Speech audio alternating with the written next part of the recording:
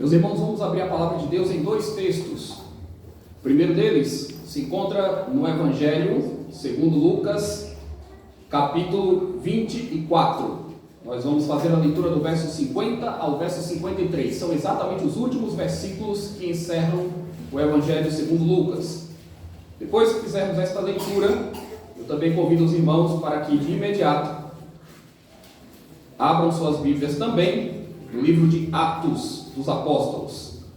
Atos, capítulo 1.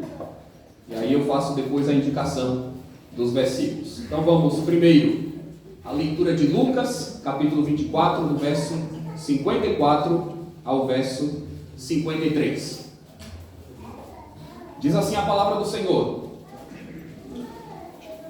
Então os levou para Betânia e, erguendo as mãos, os abençoou. Aconteceu que, enquanto os abençoava, ia se retirando deles, sendo elevado para o céu. Então eles, adorando-o, voltaram para Jerusalém, tomados de grande júbilo, e estavam sempre no templo, louvando a Deus. Atos capítulo 1, agora. Atos capítulo 1.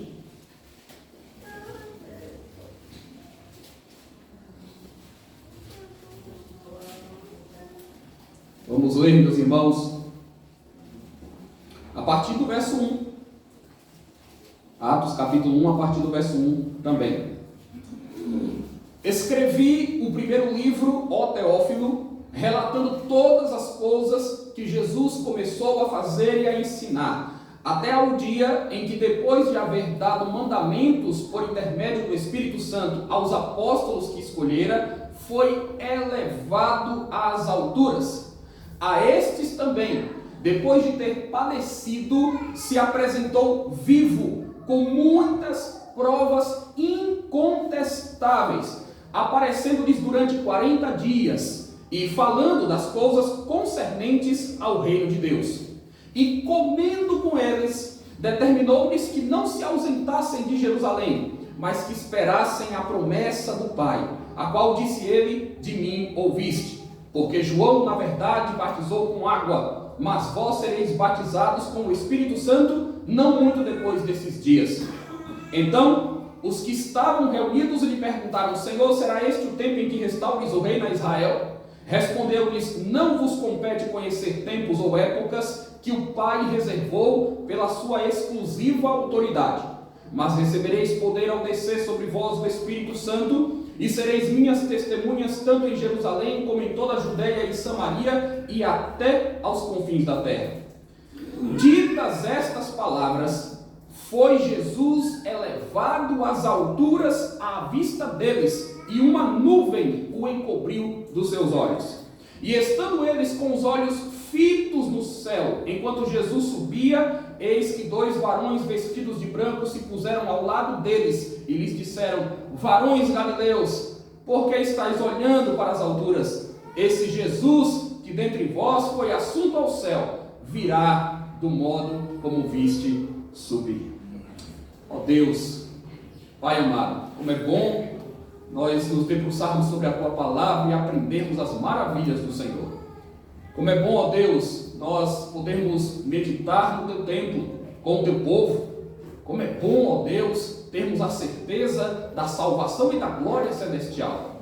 Da glória celestial que já reveste nesse momento o Senhor Jesus.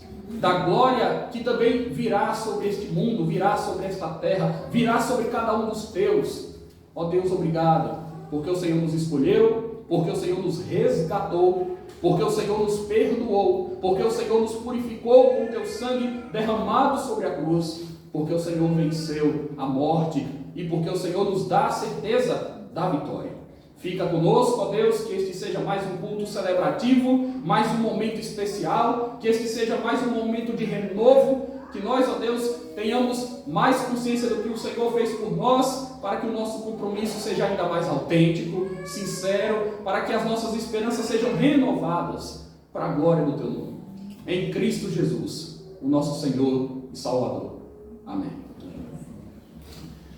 Meus irmãos, nós temos visto aqui nas últimas semanas que todos os acontecimentos que se deram com o Senhor Jesus Cristo eram absolutamente necessários. Tinham o seu exato propósito. Especialmente nós temos nos concentrado naqueles últimos momentos que cercaram a morte de Jesus Cristo, depois a sua ressurreição. Mais precisamente, nós já falamos aqui sobre a negação de Pedro. Jesus sofreu a negação de um dos seus apóstolos mais próximos. Depois, Jesus sofreu a traição de Judas, um outro apóstolo. Depois, Jesus foi zombado pelos soldados romanos. Jesus foi entregue para ser crucificado. Nós também já tivemos a oportunidade de estudar os acontecimentos da cruz, no culto das 7 palavras. E aí nós vimos a sua ressurreição, falamos sobre a sua ressurreição. No último domingo estivemos aqui analisando as suas aparições e a importância delas para a vida da igreja, para a história do mundo. E hoje nós vamos ter a oportunidade de abordar alguns aspectos relacionados à ascensão de Jesus. Eu gostaria de refletir com os irmãos acerca disso. Muitas vezes nós nos concentramos na sua morte, na sua ressurreição, deixamos de observar alguns detalhes que são muito preciosos em tudo que aconteceu, inclusive no momento posterior à sua ressurreição. Portanto, quais seriam os propósitos da ascensão de Jesus?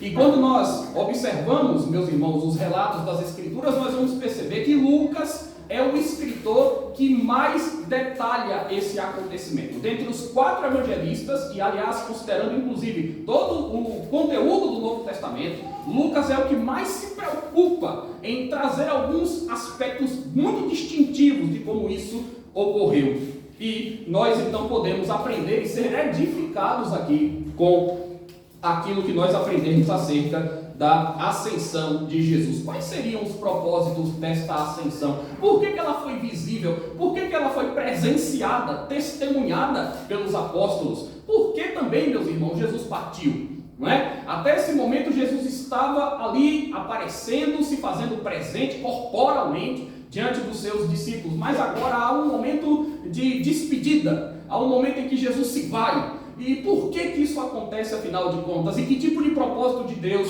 esta etapa vai cumprir aqui? Então nós vamos trazer, meus irmãos, algumas informações acerca disto, né? Quais são os propósitos da ascensão de Jesus Cristo? O primeiro deles, notem bem, a ascensão de Jesus marca o término do ministério terreno dele e o início de uma nova etapa para os crentes. É o término do ministério terreno de Jesus e o início de uma nova era, de uma nova etapa na história da sua igreja, do seu povo. Por isso, exatamente por isso, meus irmãos, que nós lemos 2 textos aqui. Reparem vocês que não é por acaso. Lucas é o autor do evangelho que recebe o seu nome e Lucas é o autor também do livro de Atos. A maneira como ele encerra o evangelho, o relato que está contido no evangelho de Lucas, é exatamente de onde ele começa a narrativa no livro de Atos. Qual é o ponto em comum entre as duas narrativas? A ascensão de Jesus. Ele termina, ele fecha a sua história, o seu relato, dizendo que Jesus ascendeu aos céus e ele foi visto por seus discípulos em Betânia e eles ficaram com os olhos fitos no céu. Ele encerra assim e ele começa o livro de Atos fazendo esta descrição e acrescentando algumas novas informações. Então, o simples fato do contexto mostrar isso revela que nós temos um marco aqui em relação à ascensão de Jesus Cristo. O término do seu ministério terreno e o início de uma nova etapa para os crentes. Esse é o primeiro propósito da ascensão de Jesus. Os irmãos vão se lembrar, nós dissemos, e aqui em Atos, novamente nós somos lembrados disso, que depois que Jesus ressuscitou, ele apareceu aos seus discípulos 1, 2, 3, várias vezes. Nós abordamos isso no domingo passado. E por quanto tempo Jesus permaneceu com os seus discípulos? Comungando com eles, comendo com eles, aparecendo a eles. 40 dias. Por 40 dias isso aconteceu. E agora, meus irmãos, agora que Jesus vai para o céu, isso não vai acontecer mais. Isso não vai mais acontecer. Os discípulos, a partir desse momento, não vão mais desfrutar da presença física, corpórea de Jesus Cristo. A partir desse momento, o que os apóstolos vão ter no máximo são visões. Observem, são visões celestiais, visões acerca de Jesus. Existe uma exceção a isso, uma só, o apóstolo Paulo.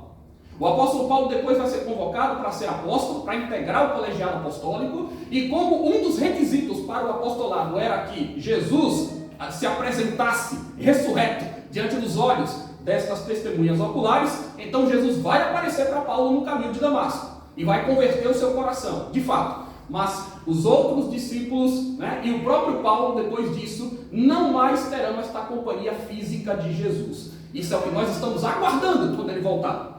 Mas esse momento da ascensão é o que marca o término desse ministério terreno de Jesus Cristo.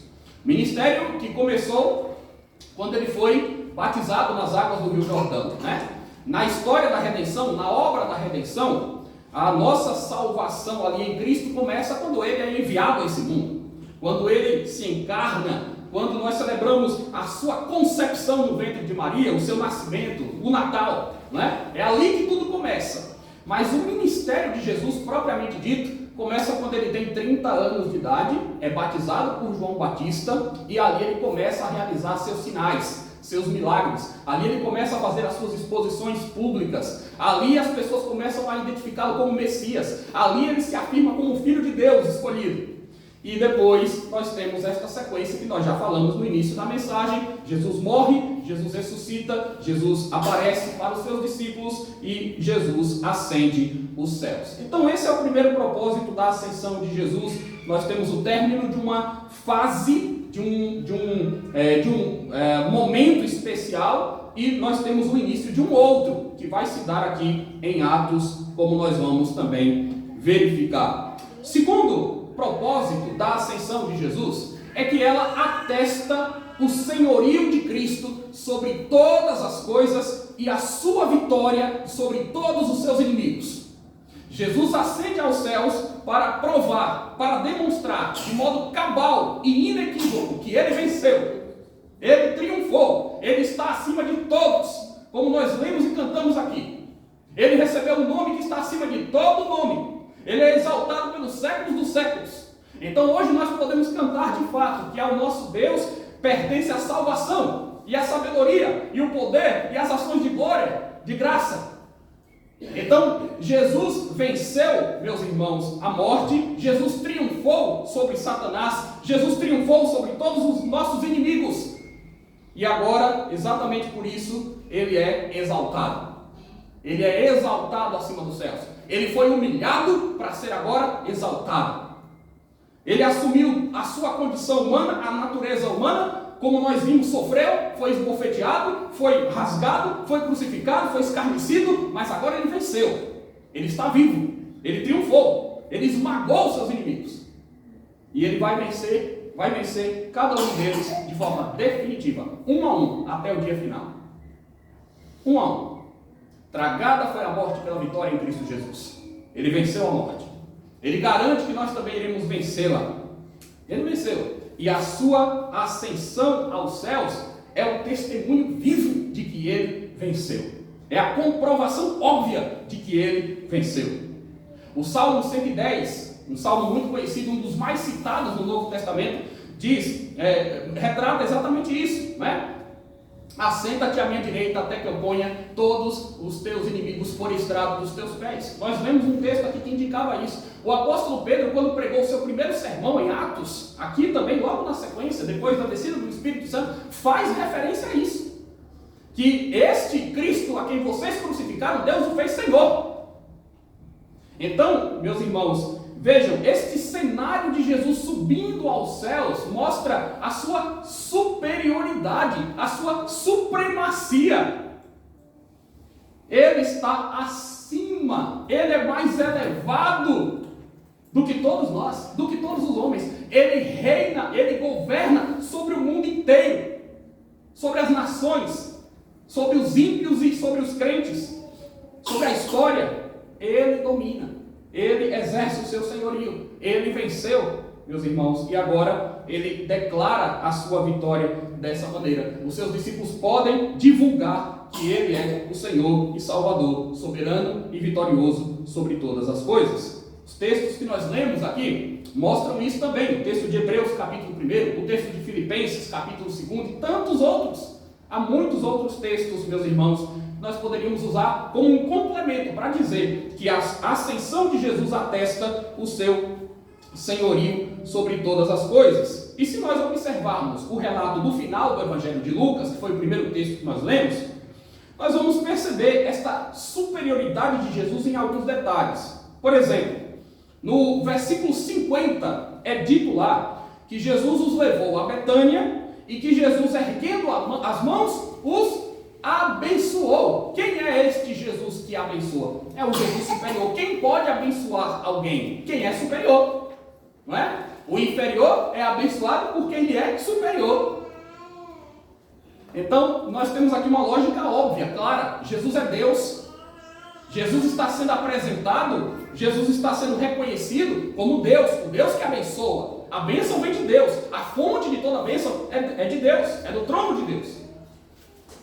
Então, Jesus os abençoa, não é? E depois, o verso 51 diz que ele vai se retirando e sendo elevado para os céus. E também é dito no verso 52 que o que é que os discípulos fazem? Então, eles adorando. Os discípulos o adoram. Os discípulos o adoram, meus irmãos, porque eles reconhecem ali o senhorio e a vitória de Jesus Cristo. O Senhor é Deus, o Senhor Jesus venceu a morte e Ele é o Deus soberano sobre todas as coisas.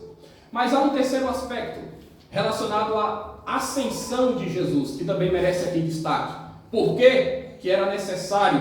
Qual era o propósito da ascensão de Jesus em terceiro lugar? Encorajar os discípulos, dissipando a tristeza dos seus corações. Se havia algum resto de tristeza, ela acabou aqui, nesse dia, por incrível que pareça. E aí alguém pode até pensar, isso não é, talvez, muito coerente, não é? Porque os discípulos estavam convivendo com Jesus, pessoalmente. Jesus estava aparecendo a eles, né? E eles já estavam alegres por isso. Mas agora há um momento de despedida, há um momento de separação em tese, né? Jesus vai para o céu, eles agora não vão poder mais dialogar com Cristo tão diretamente como estavam fazendo até aquele momento. Mas observem, meus irmãos, o que vai acontecer, o que é dito no verso 52. Nós fizemos menção ao verso 52 agora, mas eu queria novamente chamar a sua atenção, porque esse versículo diz que então eles, adorando, voltaram para Jerusalém, tomados de grande júbilo. Eles não estavam mais tristes. Jesus estava partindo de diante dos seus olhos e eles estavam muito alegres, felizes, radiantes. Por quê? Porque Jesus venceu, atestou a sua vitória, está subindo aos céus, os discípulos sabem que não estarão mais sozinhos. Aliás, Lucas não descreve isso, quem descreve é Mateus. Mas foi exatamente nesse momento em que a grande comissão também foi dada. Foi exatamente nesse momento. Vamos nos lembrar da grande comissão? Jesus disse: toda a autoridade me foi dada no céu e na terra. É o nosso segundo ponto aqui, não é? Que a ascensão atesta o senhorio de Jesus. Ele desceu até a cruz, ele foi exaltado nas alturas, ele assentou à destra da majestade, mas ele disse para os discípulos antes de ir ao céu: toda a autoridade me foi dada no céu e sobre a terra. Eu domino sobre tudo e sobre todos.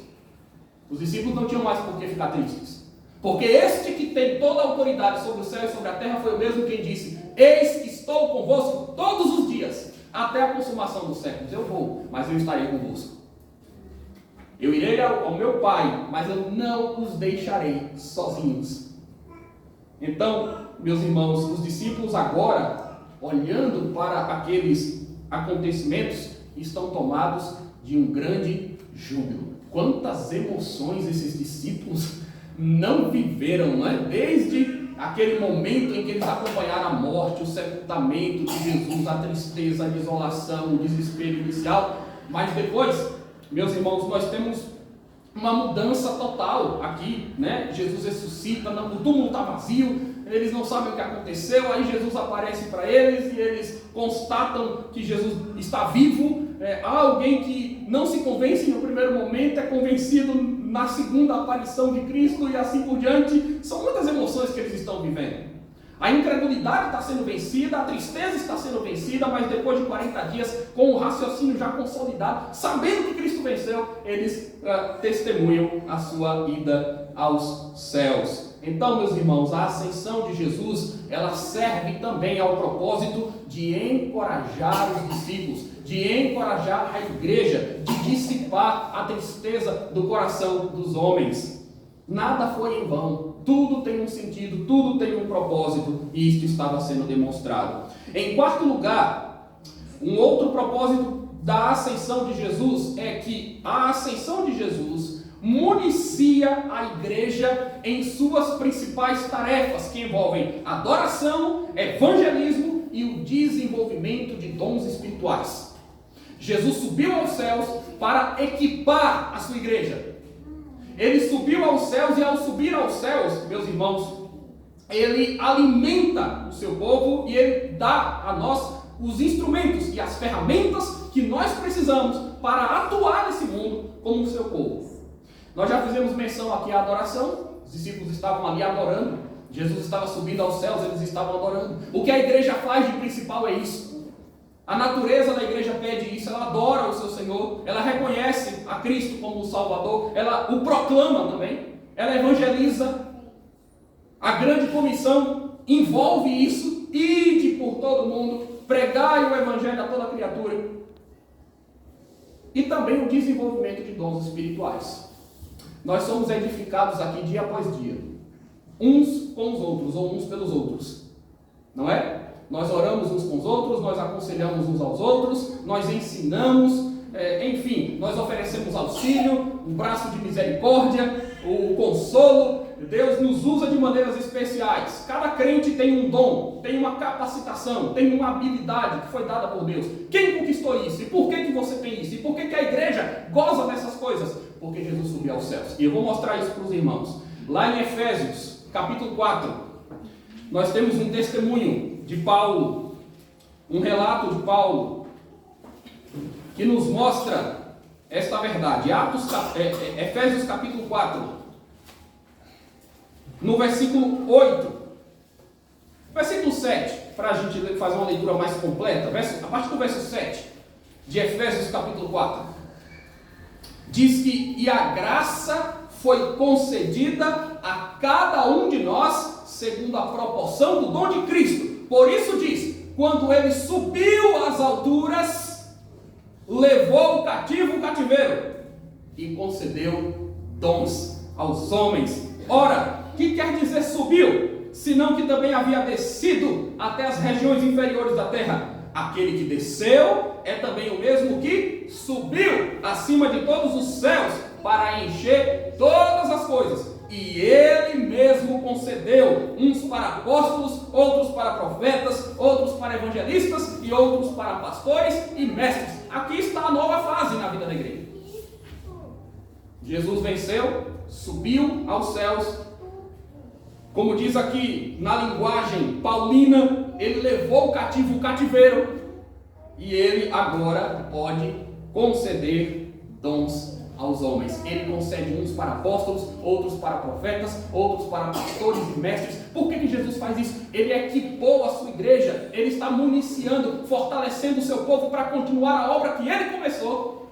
Lucas, quando escreve o seu evangelho, está falando das coisas que Jesus começou a fazer e a ensinar. Em Atos, ele fala sobre as coisas que Jesus continuou a fazer e a ensinar, através agora do seu povo. Em um novo momento, um ciclo se fecha, mas um outro se abre e Deus vai cumprindo assim os seus propósitos. Então a ascensão de Jesus também serve a isto, municiar a igreja em suas principais tarefas de adoração, de evangelização, de edificação através dos dons espirituais. Em quinto lugar, meus irmãos, a ascensão de Jesus é a demonstração visível de que ele foi para o céu com o corpo glorificado.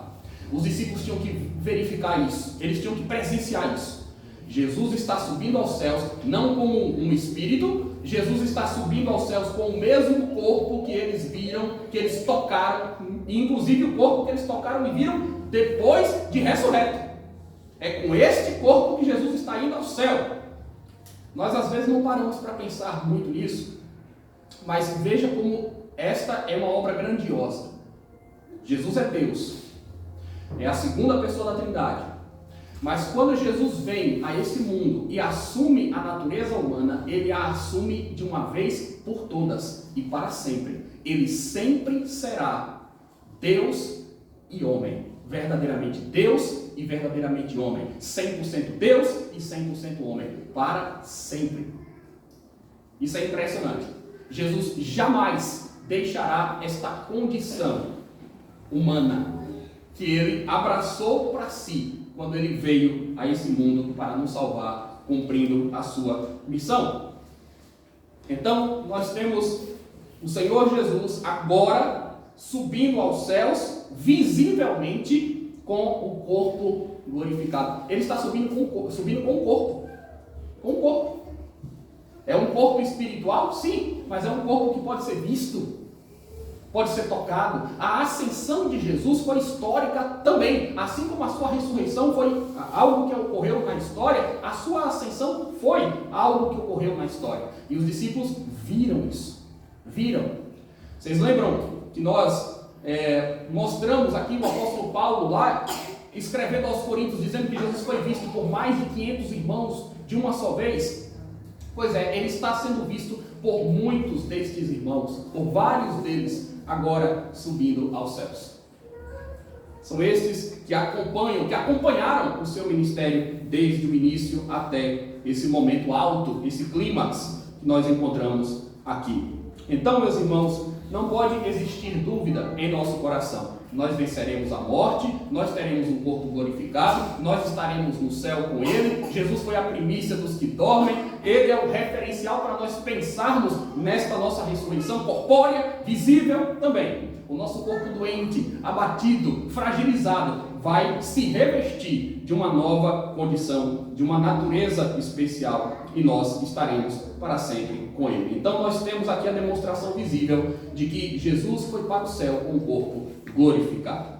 Em sexto lugar, a ascensão de Jesus, meus irmãos, era necessária para o envio do Espírito Consolador, como foi prometido. Se vocês lerem o Evangelho de João, entre o capítulo 14 e o capítulo 16, vocês vão ver um diálogo muito revelador de Jesus com os seus apóstolos. Ele está consolando os seus apóstolos, inclusive. Ele está dizendo: não se turbe o vosso coração, credes em Deus, crede também em mim. E ele vai fazendo uma descrição do que vai acontecer, do que está prestes a acontecer. E ele está dizendo: eu vou para o meu Pai, eu preciso ir para o meu Pai, mas eu não vos deixarei sozinhos, e será enviado o Consolador. Eu enviarei o Consolador, que vos guiará em toda a verdade. Ele vos convencerá do pecado, da justiça, do juízo. Enfim, ele fará estas coisas. E o Espírito Santo, que é o Consolador por excelência, estaria ali. Então, depois que Jesus partisse, sendo enviado aos seus discípulos, para que eles se revestissem de uma força que eles não tinham por si mesmos. Jesus, meus irmãos, ascende aos céus para também, cumprida essa etapa, poder enviar o Espírito Santo, que vai descer sobre a igreja, como nós podemos verificar logo mais no capítulo 2 do livro de Atos. Então era necessário que Jesus subisse aos céus para que o Espírito fosse enviado. Na teologia a gente aprende que Deus Pai envia o Deus Filho, e o Espírito Santo é enviado pelo Deus Pai e pelo Deus Filho.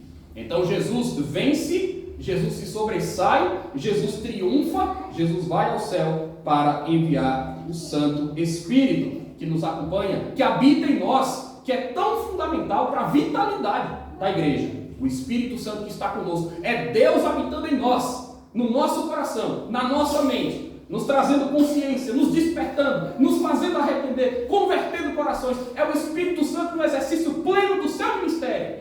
Ele está aqui fazendo tudo isso, sondando os corações. Ele está fazendo isso porque Jesus Cristo o enviou depois de subir aos céus, assim como o Pai também o enviou. Em sétimo lugar, meus irmãos, a ascensão de Jesus é um indicativo claro de que nós temos sumo sacerdote que intercede por nós junto ao Pai. Se vocês observarem bem, lá no texto que nós lemos inicial, o texto de Lucas, final do Evangelho de Lucas, no capítulo 24, vejam que detalhe, aliás, desculpa irmãos, é em Atos. Isso aí nós vamos verificar em Atos, o que eu vou dizer. Capítulo 1, Atos capítulo 1. Vejam vocês o que nós encontramos aí, no versículo 9. Versículo 9. Ditas estas palavras, foi Jesus elevado às alturas à vista deles, e uma nuvem o encobriu dos seus olhos. Esta nuvem aí não é meramente uma nuvem. A ideia é que a nuvem é a representação também da presença de Deus. Jesus subiu e adentrou os céus. Ele foi à presença de Deus Pai. A nuvem, nas Escrituras Sagradas, no Antigo e no Novo Testamento, por vezes é um símbolo muito poderoso da presença de Deus. É uma nuvem que desce sobre o tabernáculo. É uma nuvem que guia o povo no deserto. Quando Jesus é transfigurado e ele aparece no monte da transfiguração com Moisés e Elias, há uma nuvem ali. A nuvem é o indicativo da presença de Deus, da aprovação de Deus, do aval de Deus, da recepção de Deus. Este é o meu filho amado, em quem eu me comprazo.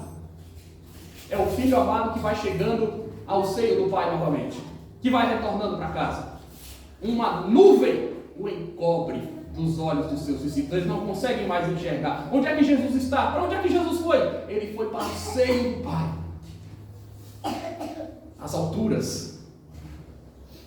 Então, meus irmãos, nós temos um indicativo claro aqui. Há um sumo sacerdote, há um mediador que intercede por nós junto de Deus. O apóstolo João, na sua primeira carta, ele diz: meus filhos, é importante que vocês não pequem. Eu escrevo para que vocês não pequem. Mas se nós pecarmos, nós temos um advogado junto de Deus que intercede por nós. Hebreus nos fala sobre isso também. Nós temos vários textos, mas eu quero destacar um texto em especial, lá de Hebreus, meus irmãos. Me acompanhem em Hebreus, no capítulo 9, versículo 24. Os outros textos são mais conhecidos, são mais citados, então eu vou me concentrar nesse, para não passar despercebido. Vejam vocês aqui, Hebreus capítulo 9, versículo 24. O que é que está sendo dito aqui? Porque Cristo não entrou em santuário feito por mãos, figura do verdadeiro, porém no mesmo céu, para comparecer agora por nós diante de Deus. Jesus comparece ao céu. Por quem? Por nós, por mim, por você. Ele comparece ao céu, por nós, diante de Deus. Essa é a nossa confiança. Nós temos um sacerdote, nós temos um advogado, nós temos um mediador, nós temos um intercessor junto de Deus, ao lado dele, nas alturas. Ele está sentado à destra, à direita de Deus Pai, Todo-Poderoso. Essa é a nossa confiança, irmãos. Há um Senhor Rei que reina, que governa, que também se apieda de nós, que conhece as nossas fraquezas, que se compadece de nós nas nossas limitações, como também é dito nas Escrituras Sagradas. Então nós temos um indicativo aqui de que há alguém que está preocupado conosco, de que há alguém que está atento a nós, de que há alguém que supre as nossas necessidades. Há alguém em quem nós podemos confiar. Há alguém a quem nós podemos recorrer. Jesus Cristo, o Senhor, que está junto ao Pai. Em oitavo lugar, a ascensão de Jesus significa que Ele está preparando moradas celestiais para os seus filhos.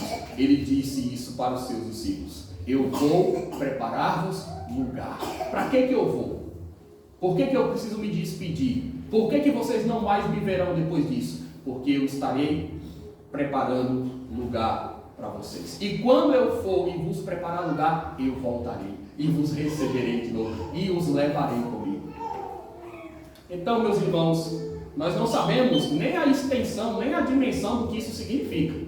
Mas, com certeza, Jesus está preparando um lugar maravilhoso para cada filho seu, na glória celestial. E isso nós podemos confiar, porque ele disse para os seus discípulos: eu vou ao meu Pai, eu vou ao céu, eu vou sair da presença de vocês para preparar moradas celestiais. Nós confiamos nisso. E a ascensão de Jesus aponta para isso. Em último lugar, a ascensão de Jesus renova as nossas esperanças quanto ao retorno, ao seu retorno futuro. Atos capítulo 1, de novo, fazendo referência a Atos capítulo 1. Versículo 10 diz assim: e estando eles com os olhos fitos no céu, enquanto Jesus subia, eis que 2 varões, são anjos, vestidos de branco, se puseram ao lado deles e lhes disseram: varões galileus, por que estáis olhando para as alturas? Esse Jesus que dentre vós foi assunto ao céu, virá do modo como vistes subir. Isso é fantástico. Jesus está subindo aos céus e os olhos dos seus discípulos estão fitos no céu. Isso é simbólico demais, porque os nossos olhos continuam lá. Os olhos dos discípulos de Jesus continuam fitos no céu, esperando a sua volta, até o dia que ele vai voltar. Nós trabalhamos aqui, nos esforçamos aqui, vivemos aqui dia após dia, olhando para o céu, com o nosso pensamento lá no alto, levando em consideração a nossa pátria celeste, a nossa glória celestial, que nos foi prometida, até o dia em que Jesus cumprir esta promessa e voltar. Mas observem, irmãos, a presença dos anjos oferece um consolo, oferece uma esperança, oferece um renovo de espírito também àqueles discípulos. Quando Jesus ressuscita, tem 2 anjos ali dizendo: ele não está mais aqui, ele ressuscitou. Agora, novamente, nós temos a menção a 2 anjos que estão naquele momento da ascensão, que estão ali para anunciar este mesmo Jesus, que agora, dentre vocês, subiu aos céus, haverá de voltar do mesmo modo. O que é que significa o mesmo modo? Jesus vai voltar de forma visível, de forma corpórea. É o mesmo Jesus, do mesmo jeitinho que subiu aos céus, que vai voltar. E todo joelho se dobrará, e toda língua confessará que ele é o Senhor, e a sua igreja certamente o estará aguardando. Meus irmãos, eu destaquei 9 aspectos ou 9 propósitos que envolvem a ascensão de Jesus Cristo. Ela marca o término do ministério terreno de Jesus e o início de uma nova etapa para os crentes. Ela atesta o senhorio de Jesus sobre todas as coisas, a sua vitória sobre todos os seus inimigos. E vejam vocês que aqui em Atos, Lucas diz: ele apareceu com provas incontestáveis aos seus discípulos. E se você for observar, irmãos, Lucas é muito detalhista, né? Ele é bastante detalhista, e é por uma razão. Lucas é um historiador, Lucas é um pesquisador. Lucas mostra que os seus registros são o resultado de um trabalho minucioso e atento que ele fez. Ele não era testemunha ocular destas coisas, ele não foi testemunha ocular destas coisas que ele escreve, por incrível que pareça. Mas ele colheu dados, informações, e ele foi fazendo os seus registros da maneira mais confiável possível. E aqui ele está dizendo: olha, Jesus apareceu 40 dias, ele comeu com os discípulos. Por que Lucas diz isso? Por que ele, dentre tantas outras coisas que ele podia destacar, ele diz Jesus comeu? Porque quando ele diz Jesus comeu, 2 coisas: Jesus está em comunhão. A comida, a ideia de comer junto, de participar de uma mesa junto, é a ideia de comunhão. Jesus aparecia para os seus discípulos e comia com eles. Mas mais do que isso, o comer era uma comprovação de que Jesus não é um fantasma. Jesus não é um espírito, é o corpo dele que está ali, ressurreto. Isso era incontestável para os discípulos naquele dia. E Jesus aparecia lá e falava com eles. Nós também vimos que a A ascensão de Jesus serve para encorajar os discípulos, para dissipar a tristeza dos seus corações. Nós vimos que a ascensão de Jesus municia a igreja nas suas principais tarefas: adoração, evangelismo, dons espirituais, edificação. Nós vimos que a ascensão de Jesus é a demonstração visível de que ele foi para o céu com o corpo glorificado, o corpo que foi surrado, o corpo que foi abatido na cruz, agora estava glorioso e subia aos céus, com algumas marcas e evidências de que era o próprio Cristo ali, mas ele está agora glorificado. Também vimos que a ascensão era necessária para o envio do Espírito. Jesus vai ao céu para enviar o Espírito Santo Consolador. Também vimos que a ascensão é um indicativo claro de que nós temos um sumo sacerdote que intercede junto por nós, a Deus, junto de Deus por nós, né? Ele é o nosso mediador, ele é o nosso advogado, ele se compadece de nós nas nossas fraquezas. Nós não temos um qualquer que está intercedendo por nós. Nós temos o Senhor Jesus Cristo, o eterno sumo sacerdote. Significa também a ascensão que Jesus está preparando moradas celestiais para os seus discípulos. Você pode viver em paz, você pode ficar tranquilo. A sua morada celestial está sendo preparada. Você pode viver em paz, você pode ficar tranquilo. Os seus pecados são perdoados. Quando você os confessa, existe alguém que intercede por você junto de Deus Pai. Você pode ficar tranquilo, sossegado, e você pode exercer dinamismo agora na sua vida cristã. Você pode adorar a Deus com alegria, você pode evangelizar as pessoas, você pode desenvolver os seus dons espirituais, porque Jesus venceu e Ele te concedeu estas coisas. Você pode ficar tranquilo, você pode ficar em paz. Jesus vive e reina e governa pelos séculos dos séculos. Nada acontece nesse mundo que é por acaso. Ele domina sobre as nações, sobre os povos, ele domina sobre os homens, sobre os soberanos da terra. Ele venceu sobre tudo e sobre todos, meus amados irmãos. Ele é o cabeça de toda a criação. Ele é a própria divindade, Jesus Cristo em pessoa. E também, por fim, nós vimos que a ascensão renova as nossas esperanças quanto ao retorno glorioso e futuro de Jesus Cristo. Nós estamos aqui aguardando. Os nossos olhos estão fitos no céu. Ainda estão lá, estão presos lá. Nós podemos viver aqui com essa bendita esperança, tomando conta da nossa mente, do nosso coração. Jesus vai voltar. Ele vai voltar. E a maneira como seus discípulos o viram partir, o viram subir, eles também o verão quando Cristo retornar. Nós estaremos lá, pela graça de Jesus, nós também o veremos assim. Que o Senhor nos abençoe, meus irmãos. Amém.